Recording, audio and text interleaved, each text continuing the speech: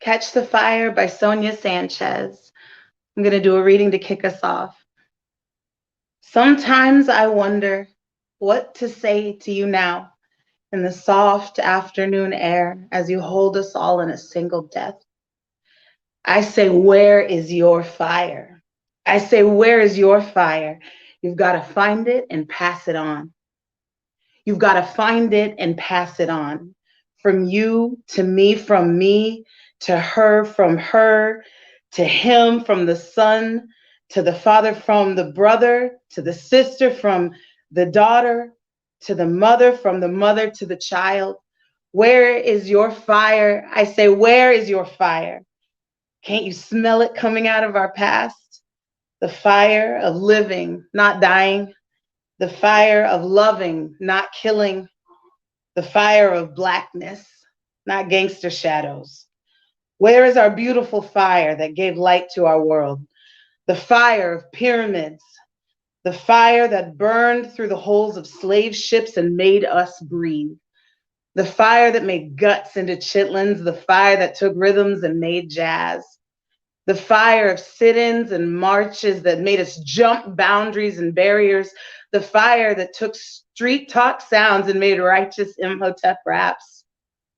Where is your fire, the touch of life full of Nzinga and Nat Turner and Garvey and Du Bois and Fannie Lou Hamer and Martin and Malcolm and Mandela? Sister, brother, come. Catch your fire, don't kill. Hold your fire, don't kill. Learn your fire, don't kill. Be the fire, don't kill. Catch the fire and burn with eyes that see our souls. And walking and singing and building and laughing and learning and loving and teaching and being, hey, brother, sister, here is my hand. Catch the fire and live. Live, live, live, live, live, live, live, live. Thank you. Oh my gosh, thank you so much, Briana. Gosh, we're going to circle back. We're going to hear more from you later. Thank you for starting us off with that. Really appreciate it. So, and Happy New Year to our new and returning friends, and welcome to the second season of Brave Troubadours. I am your host and Executive Director of Music to Life, Liz Stookey Sunde. As many of you know, Music to Life was founded by me and my dad, Noel Paul Stookey of the 60s folk trio Peter, Paul, and Mary, to support the work of musician change agents in communities around the country.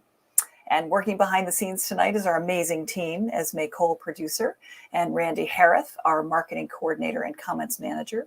Paige is also back there learning the ropes, so welcome, Paige. And this episode of Brave Troubadours has support from the ASCAP Foundation and you, our amazing viewers. You are watching us on YouTube and Twitch as well as Facebook.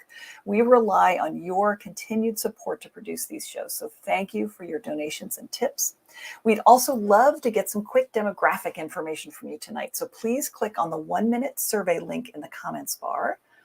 And of course, if you have feedback on the show, we welcome it. Please get in touch via the comments box or our website.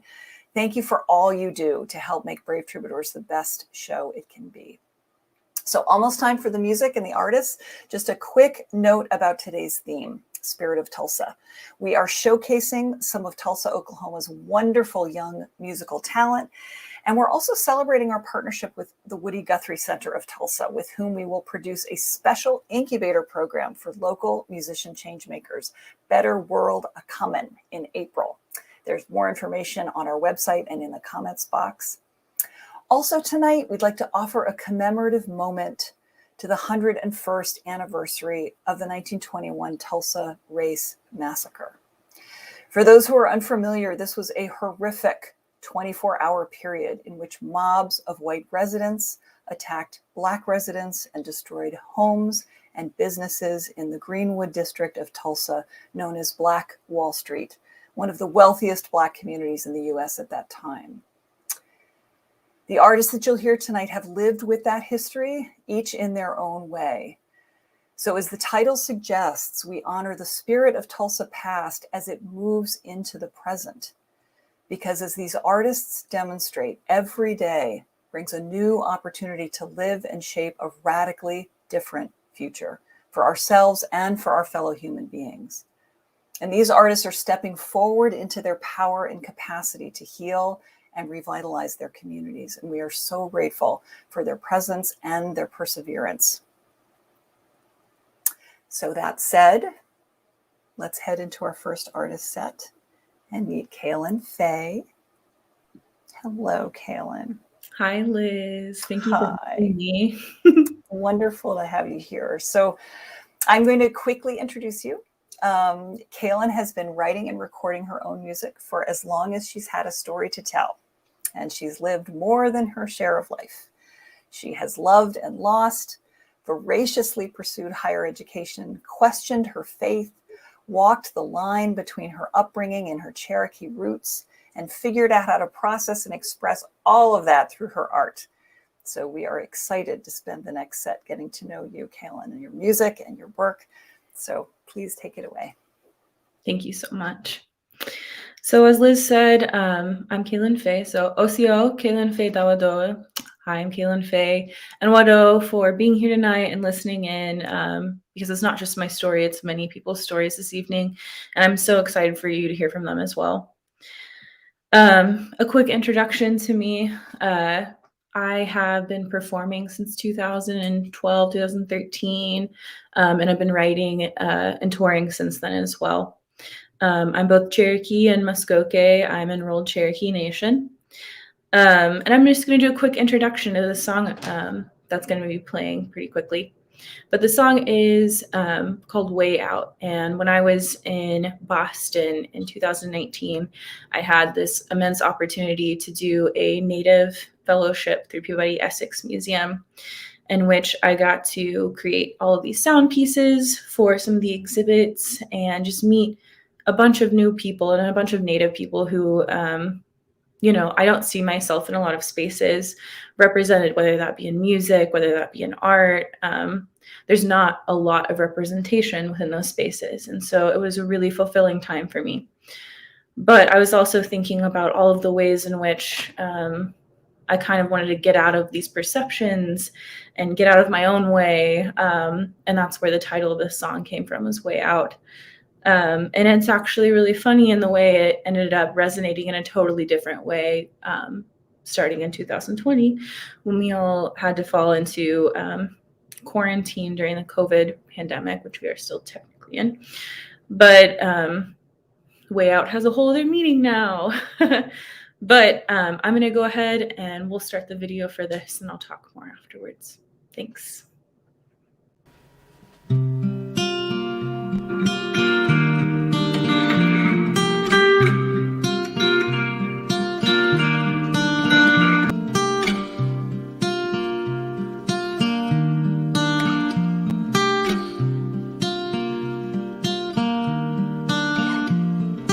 Souls fall asleep and lying side by side. We close our eyes, dreaming of a way out. Way out. Parallel space between how we move so carefully, looking for a way out. Way out.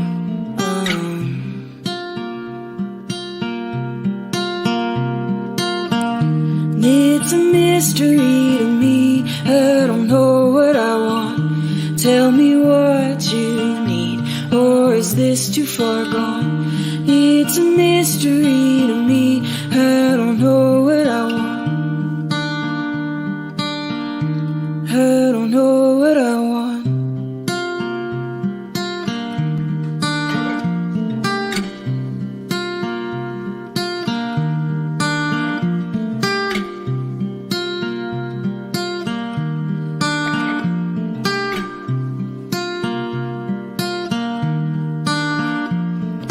Quiet morning, standing still. Would we miss the time we kill, waiting for a way out?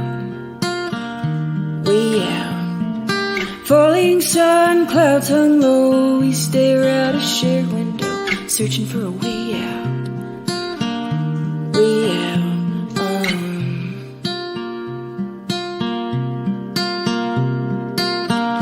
It's a mystery to me. I don't know what I want. Tell me what you need, this too far gone? It's a mystery to me. I don't know what I want. I don't know what I want.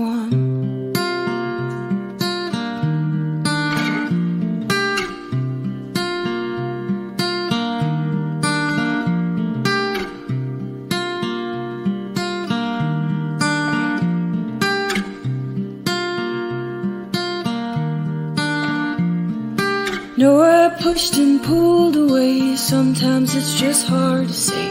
I found a way out, way out. I found a way out, way out. I found a way out, way out.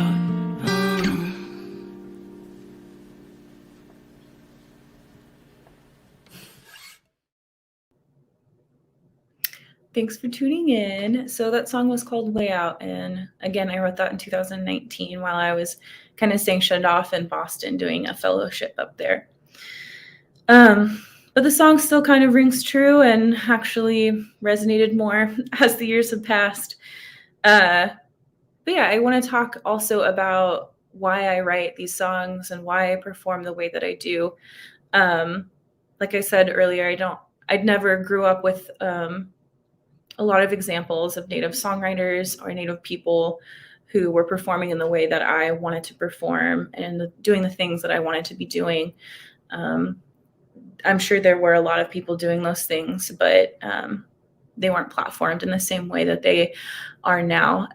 So I really was pretty driven to create the space that I wanted to see and carve out paths for future generations of people to be able to do those things and feel comfortable doing those things. And I did not grow up with people performing or playing music around me. It was something that was self-taught. And then I ended up playing jazz for a while and then moved into playing guitar and songwriting in my early 20s. And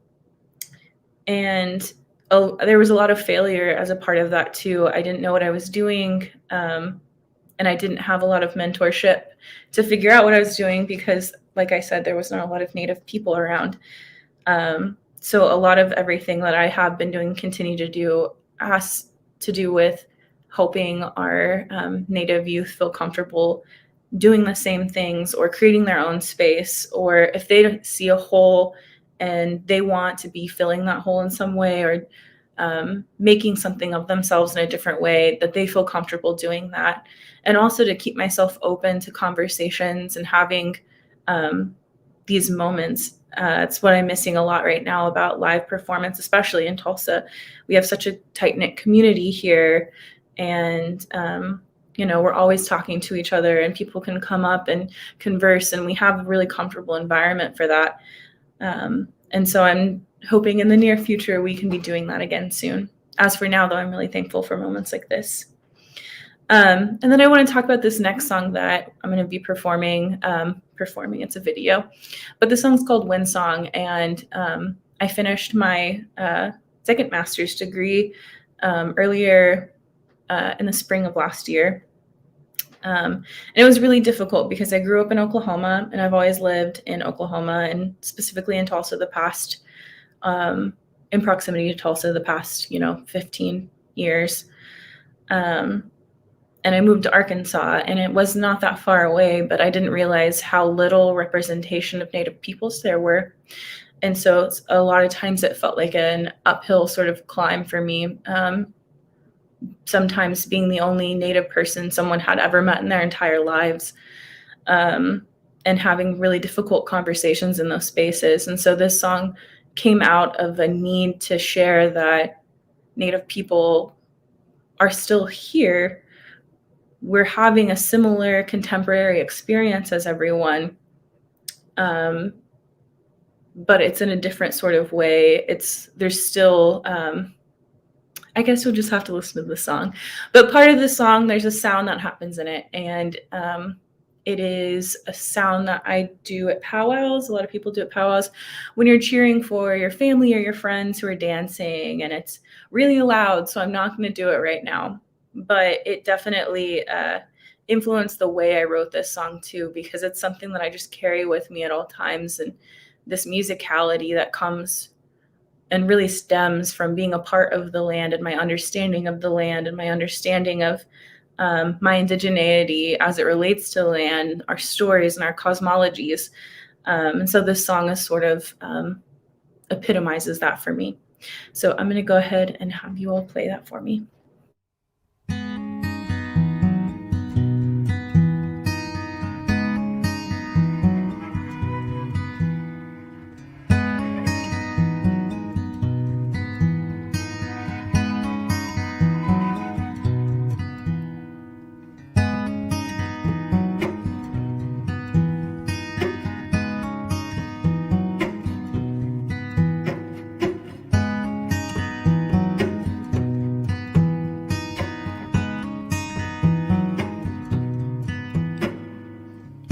Windows open 'cause it's getting warmer. Can't afford to turn the AC on. Doesn't matter much, wouldn't change nothing. I prefer the sound of an old wind song. Ooh, ooh,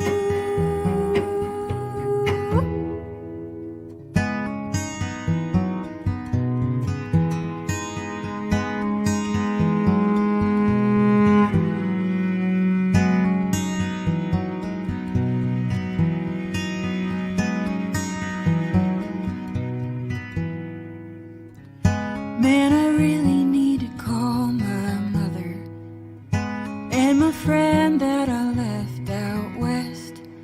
She's probably hanging out her broken Jeep window, driving through the tall grass as the sun sets.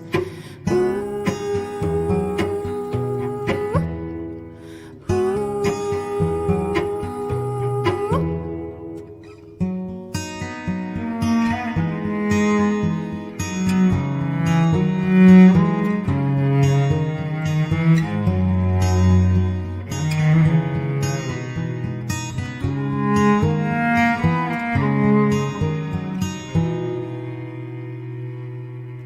Man, it's been a long week, I just wanna kick back.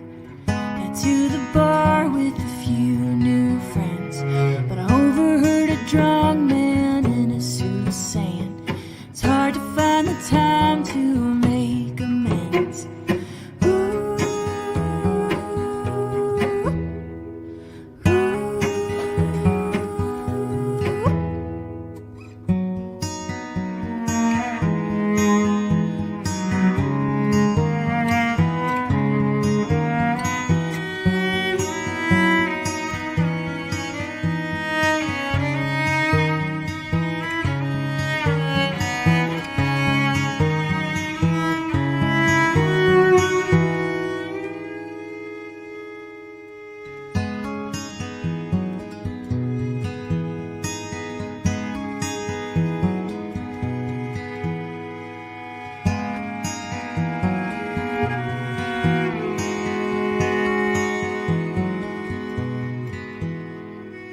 I prefer the sound of an old wind song. I prefer the sound of an old wind song. Ooh, ooh, ooh.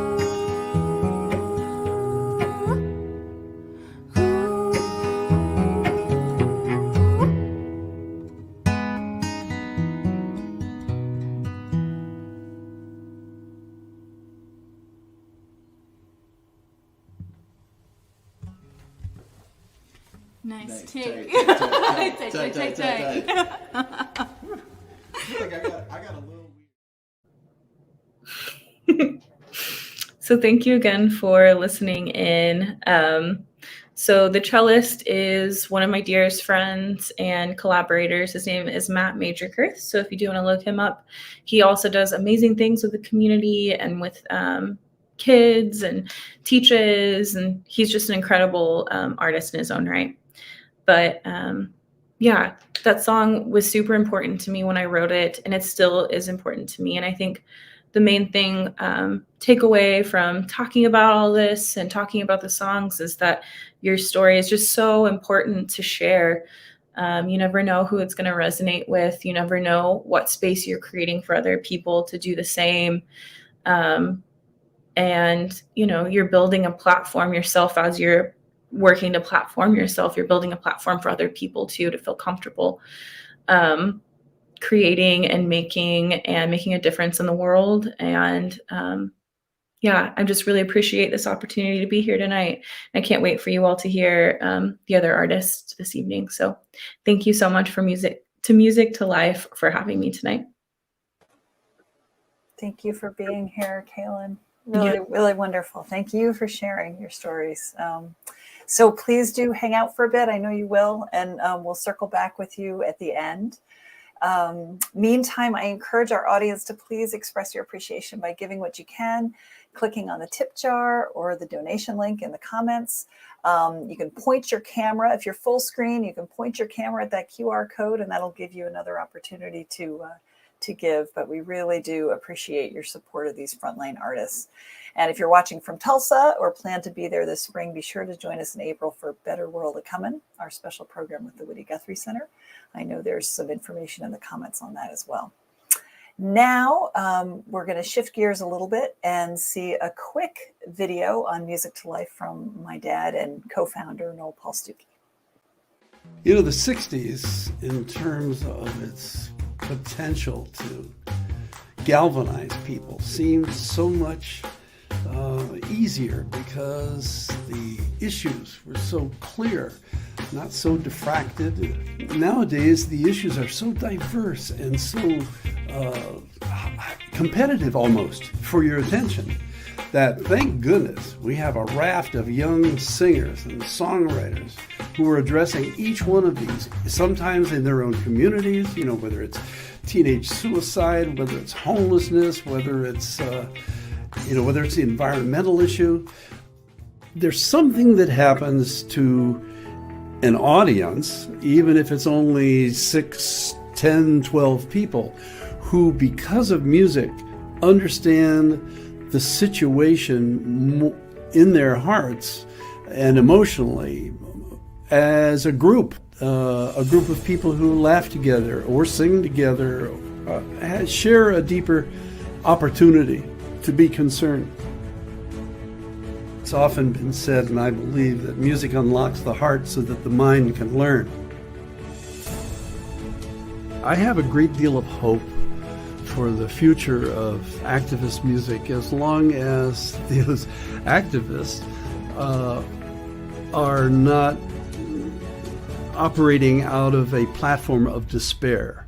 And that's what the exciting aspect, I think, of Music to Life is. Most of these artists see a problem, but they're most hopeful because inherently in seeing the problem is the desire to offer a solution or steps towards a solution. I'm gonna start a revolution. I'm gonna take it to the street. I'm gonna smile at every solitary person that I meet. I'm gonna wave at total strangers, no matter where they're from. I'm gonna start a revolution.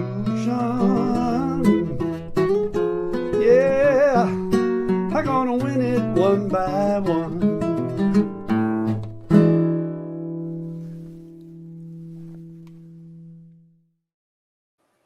Thanks, Dad. And moving right along, let's visit with Briana Wright. Pull her back in here. Bri, hello. Hi. Here you are again.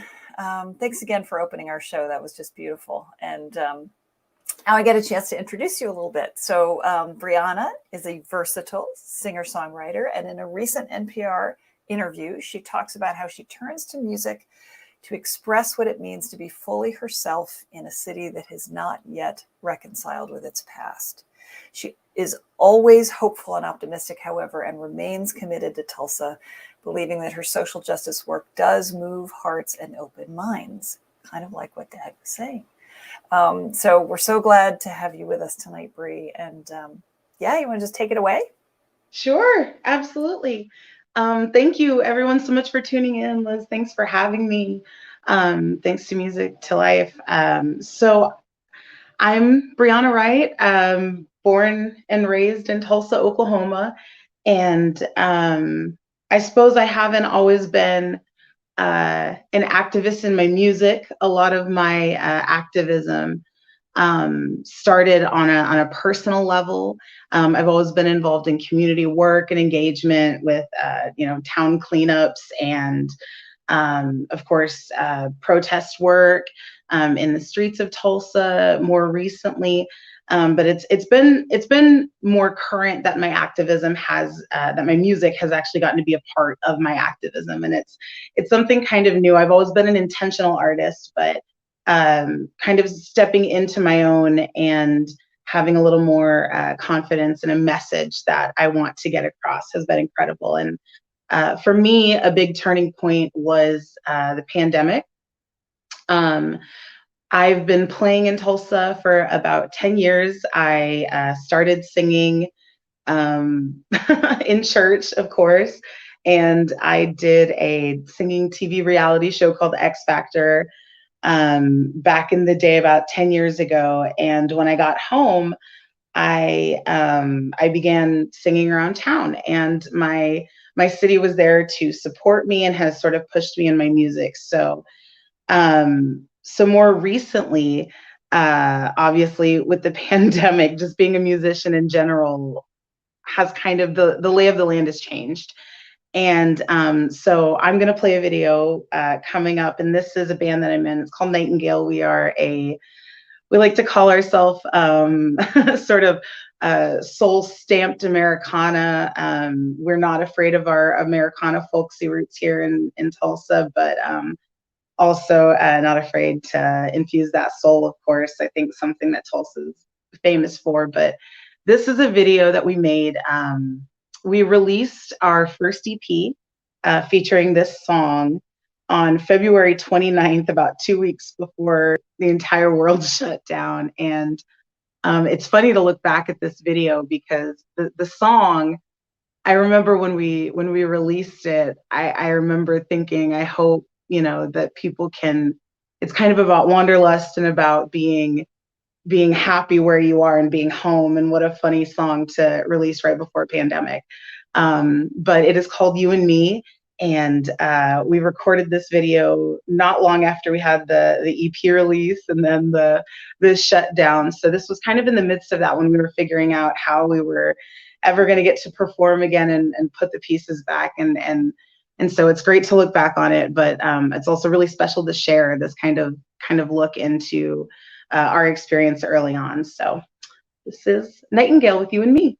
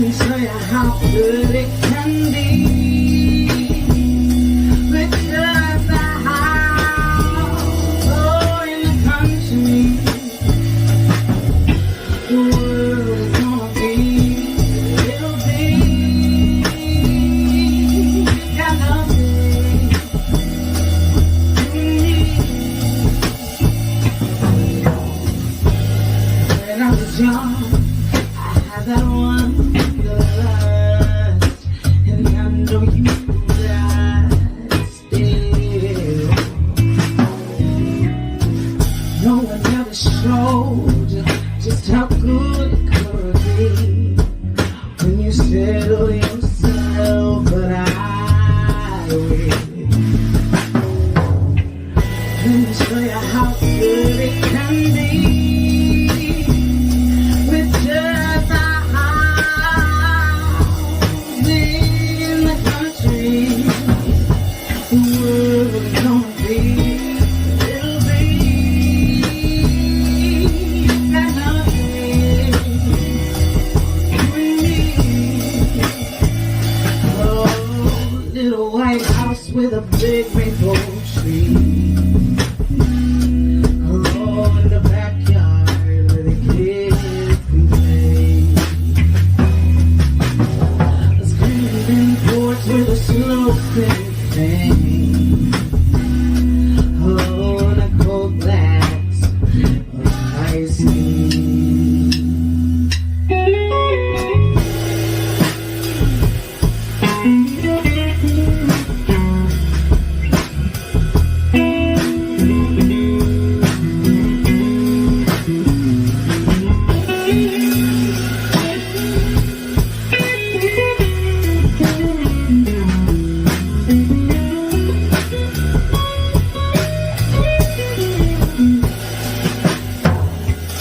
Let me show you how good it can be with just a house in the country. The world is gonna be a little bit, oh, I just got nothing. You and me, oh, we just got nothing. You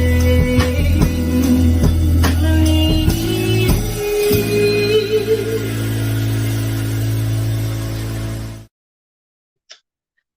So that was Nightingale playing You and Me.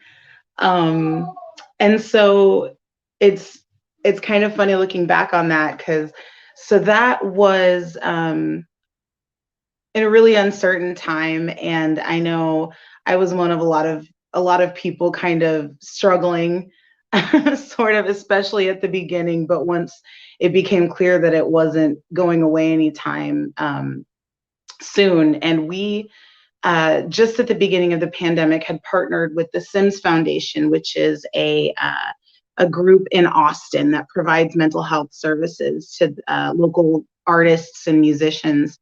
And I was so inspired by that, and partnering with Jam in the Van to raise funds for them, that it's kind of opened that up for me, and that sort of activism in the sense of that discussion surrounding mental health. And so in the middle of the pandemic, I joined another band called Cliff Diver. And Cliff Diver, we call it a pop punk emo saxophone outfit with just a word salad to try to describe it.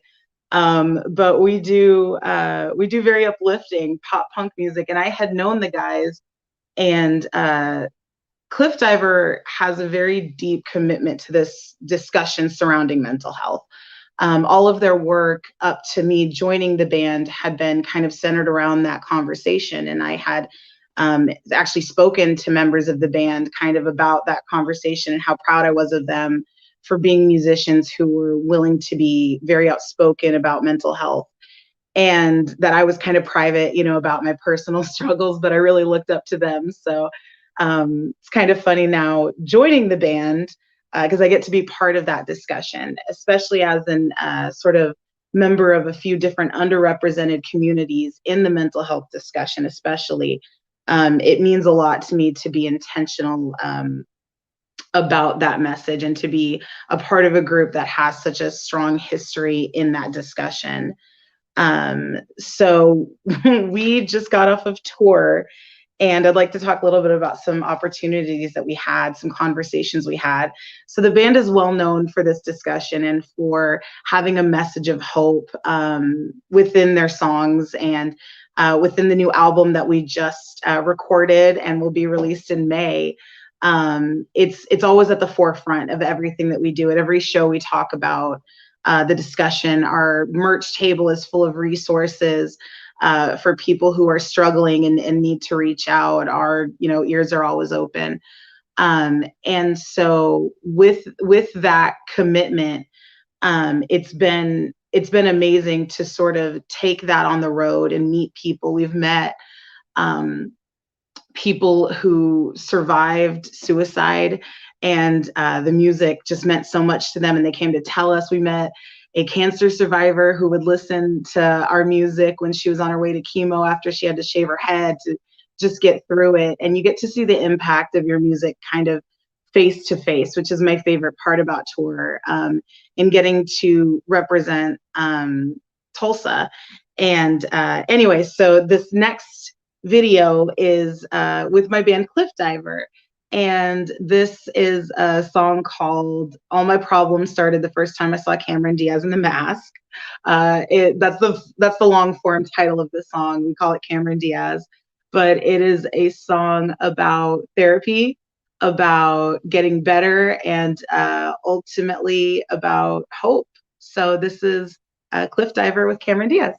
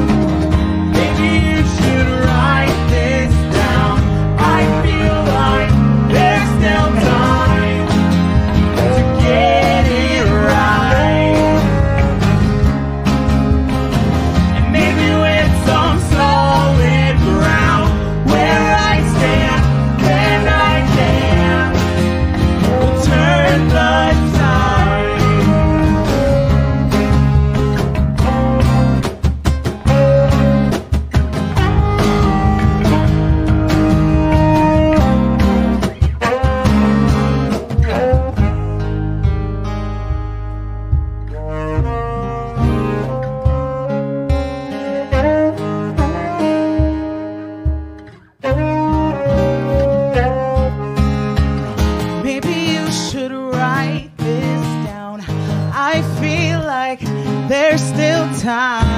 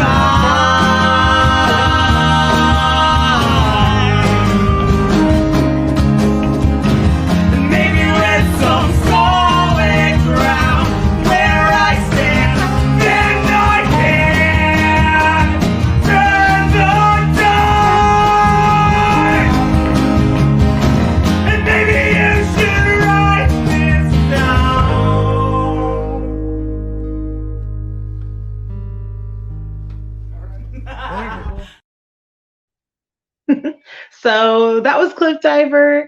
All that to say, I'm so excited to be an even bigger voice in this discussion in the genre I'll be stepping into with this new album coming out. And hopefully I can earn that title Brave Troubadour, kind of going into some new territory.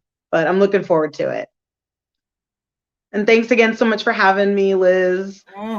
Just great. Oh my gosh. All right. What did you say? May 6th? First single in March, release of the album in May 6th. On May 6th. Yeah. Thank you so much. All right. We're going to circle back with you a little later. For now, our PayPal QR code is there, along with links to our tip jar in the comments box and scrolling. So you can all thank and support Briana and our other artist guests and their work. And of course, we're going to Tulsa. If you're an artist or an ally, please click on links. I know we've put them in the comments box, and you can learn more about our work on our website. We're going to be collaborating with the Guthrie Center in April. So now for something a little bit different. I'm going to welcome our final artist, Branjae.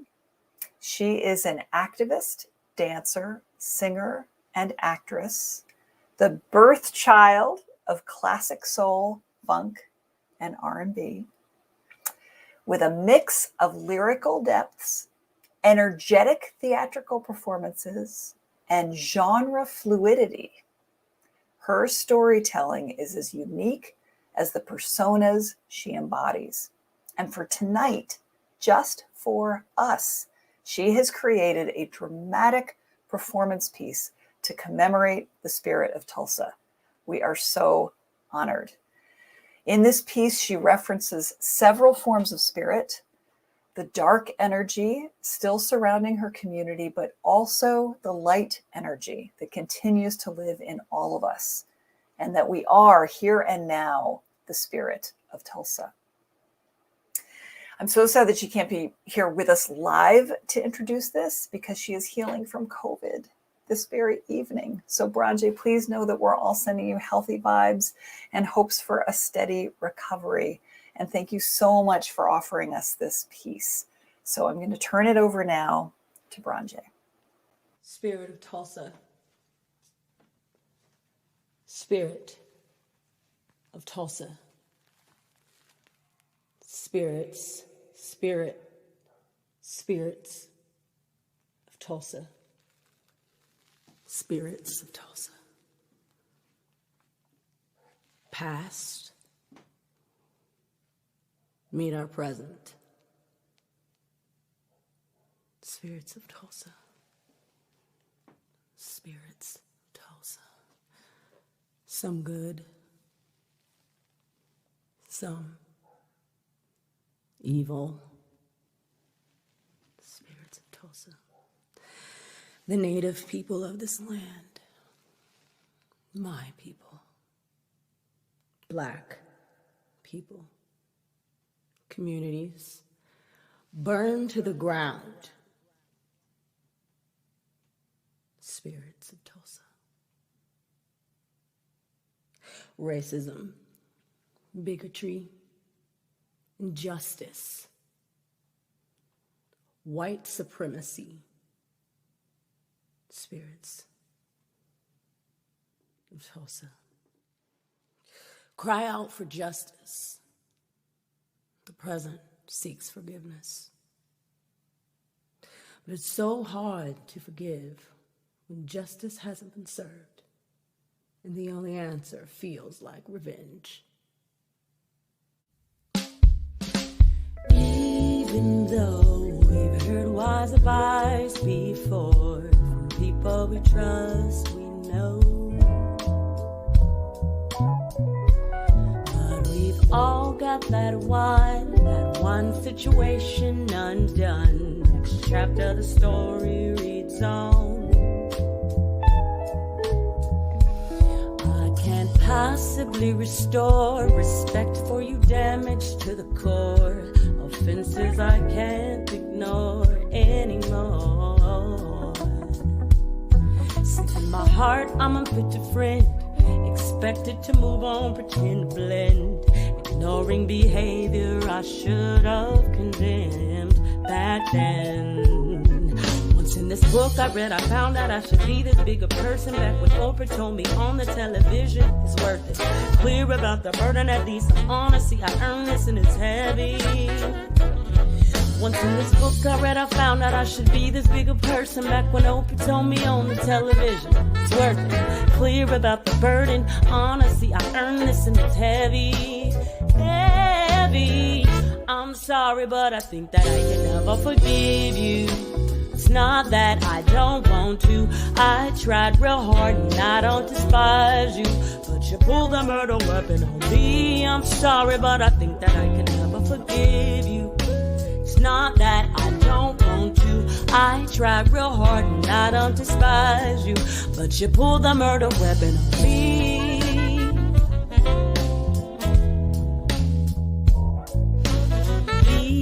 Even though we've heard wise advice before, some like let it all go. Just let it go. I can't possibly assume it's a walk in the park and everything is cool. Nothing is easier than making excuse. I can't possibly restore respect for you damaged to the core. Offenses I can't ignore anymore. My heart, I'm a bitter friend, expected to move on, pretend to blend, ignoring behavior I should have condemned. Oh, in this book I read, I found out I should be this bigger person. Back when Oprah told me on the television, it's worth it. Clear about the burden, honesty, I earned it and it's heavy. In this book I read, I found out I should be this bigger person. Back when Oprah told me on the television, it's worth it. Clear about the burden, honesty, I earned it. It's heavy, heavy. I'm sorry, but I think that I can never forgive you. Not that I don't want to, but you pulled them out of weapon on me. Oh, you pulled the murder weapon on me. Why did you do it to me? Oh,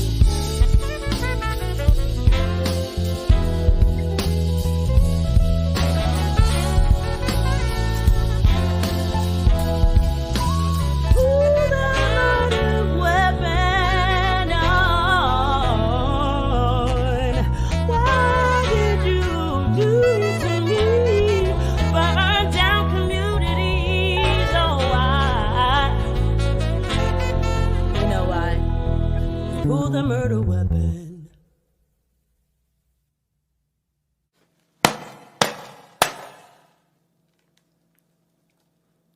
Spirit of Tulsa.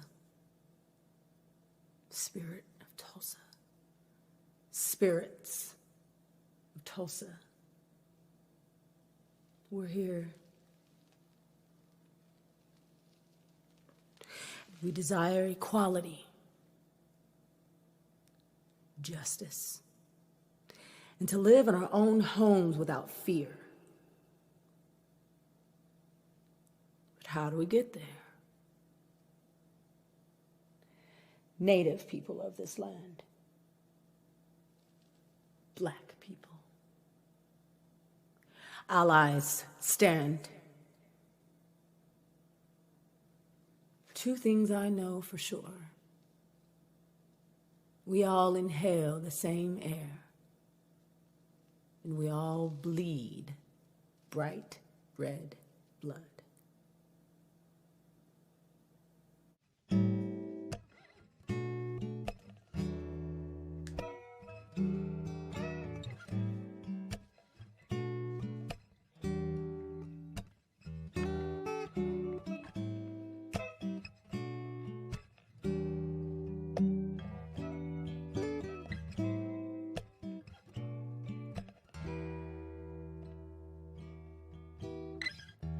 Dream a dream of equality. Dream a dream of faith. Believe in the good in humanity. 'cause we can't escape. We can't escape. Everybody wants someone to love.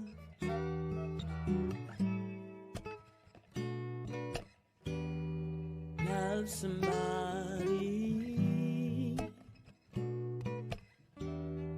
Everybody wants someone to touch. Hold somebody. Love somebody.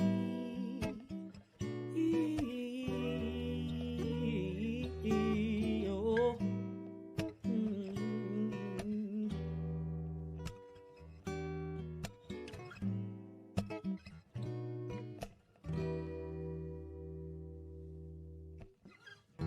Keep in mind, experience is real, and fear cuts sharp like a knife.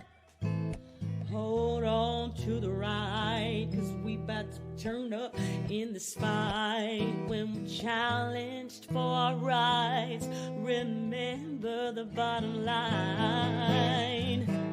Everybody wants someone to love. Oh, it's the truth. Love somebody. Everybody wants someone to touch. Hold somebody.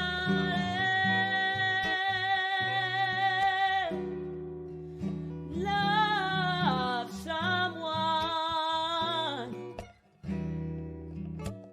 Ooh,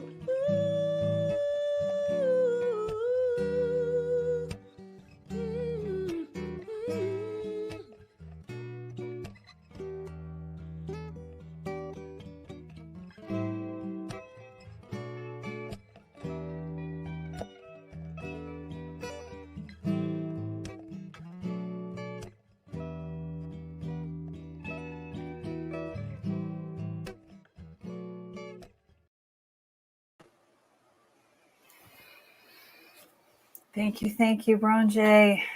I wanted to, without Branjae being here, I wanted to pull back in, if we could, Kalyn and Bree, to comment a little bit about Branjae's community involvement.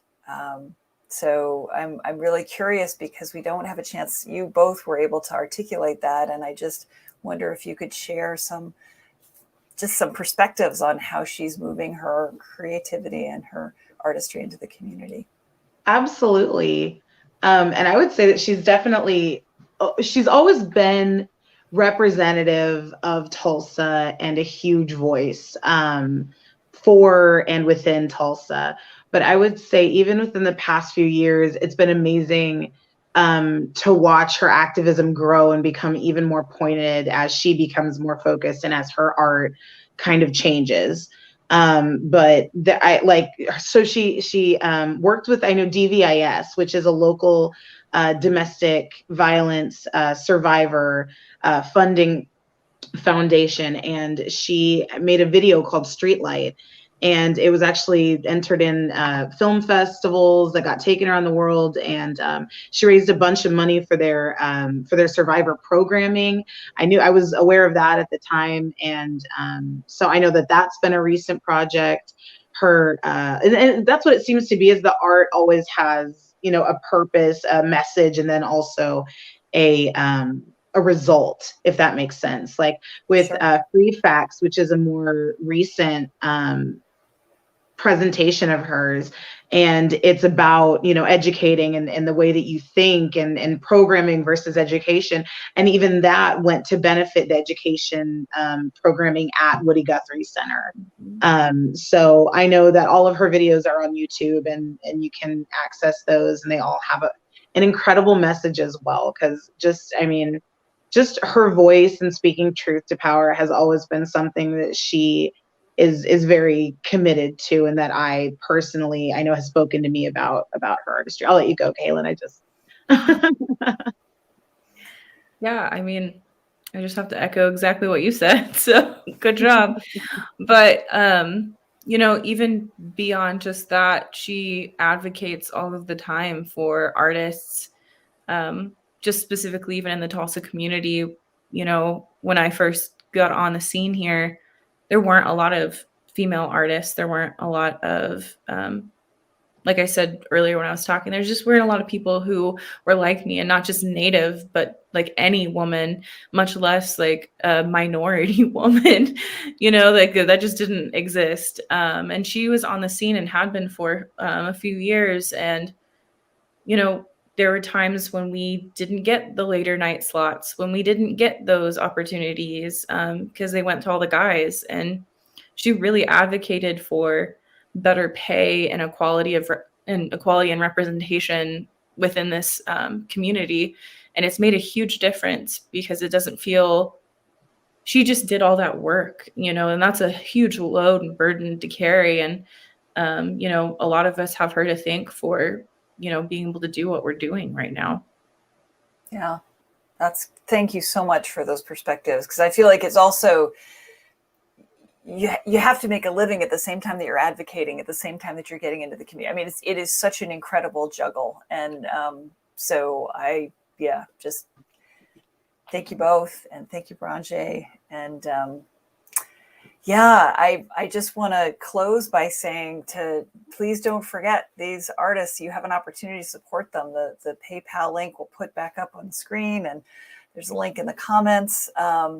This is just such an incredible show of talent and dedication. And don't forget, we're coming to Tulsa in April.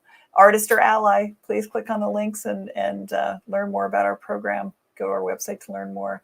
And just please stay in touch. There is so much more exciting programming coming your way from Music to Life. Join our email list, spread the word about our work by liking us on social media. And February 24th is our next episode of Brave Troubadours. So we hope you'll be back. And meantime, come back on screen, everybody. Let's give a wave. Thank you, Art. Really, thank you so much for joining us. And I cannot wait to, fingers crossed, see you in person in Tulsa. And thanks to everybody. We'll be here. We'll be here. I'll give you a good air hug, you know, or real hug, whatever. But elbows. Sounds good. Be safe and healthy out there, and we'll see you all next time. Thank you. You too. Thanks. See you in April.